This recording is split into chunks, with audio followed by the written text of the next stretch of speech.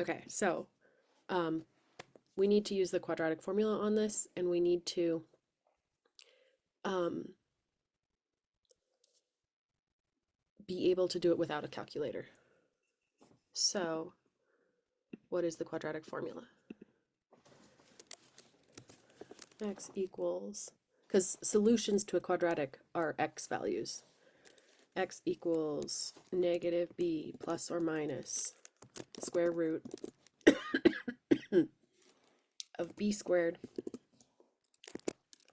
minus 4 times a times c, and all of that is over 2a.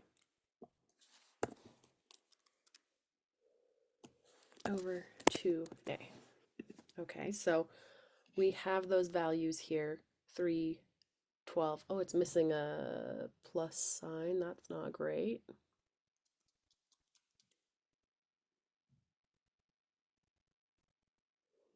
Okay, pause. Okay, so now that I've figured out that I had a typo in this question, I'm thinking maybe that's why people got it wrong. But let me run through how to find the solution real quick.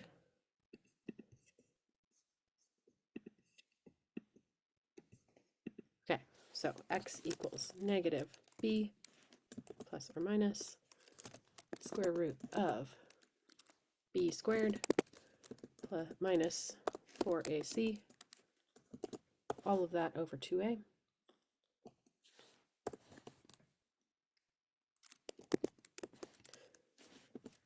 A is 3, B is 12, and C is 6.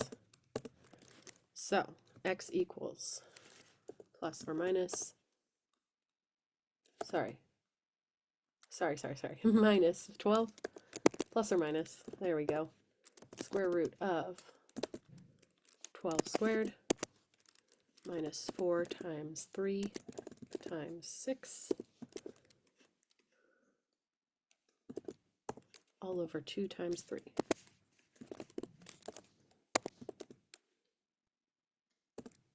Simplify. 12 squared is 144. 4 times 3 is 12.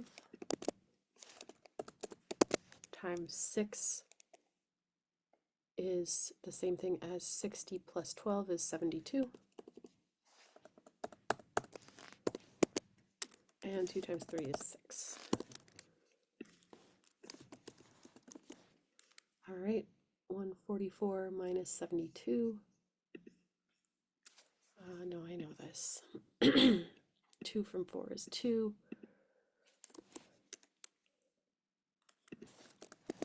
And 7 from 14 is 7.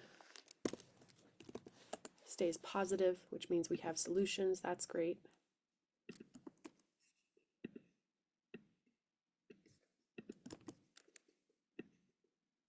Oh, 144 is 72 times 2. That makes sense. Okay. Tricky part here, because none of our answers are the square root of 72. So the question is, what do you multiply to create 72? Well, we actually have that answer above there. It was 4 times 3 times 6. And so we're going to rearrange those factors. When you're trying to simplify a square root, you need to list out that number that's inside the square root as a result of its prime factors. And only 3 is prime here. 4 is actually 2 times 2, and 6 is actually 2 times 3. And then we look for buddies. Any number that is times itself gets to come out of the square root. So 2 times 2 comes out looking as 2 times the square root of what's left. We then get to do the same thing with the 3. 2 times 3 times the square root of 2. And this is starting to show what our answer is, because we're leaning towards B. Where did the 6 go? Okay. Right, so there's a little more simplification we can do, and it's going to be easiest if I draw it instead of typing it, because fraction simplification looks better when you can see it vertically. But it takes me longer to draw than to type. Okay, so none of our answers have this format. We need to convert it into not a giant fraction format. What we're hopefully seeing is that there's a factor of 6 in each of these bits. There's a 6 down here, there's a 6 times the root 2, and there's a 6 in the 12. 12 is 6 times 2. And so what we do is we basically divide each term by 6. Since we're doing it to every single part, we are keeping the value of this fraction the same, and we bring it out and we cancel it out. So when you have things multiplied on top and on bottom of the fraction, you can cancel them out. We just need to make it clear that that's happening. Oh, you know what? Probably the clearest way to show this is actually to turn it into two fractions. So when you have a thing added on top of a fraction, you can break it up and make it two fractions with the same base.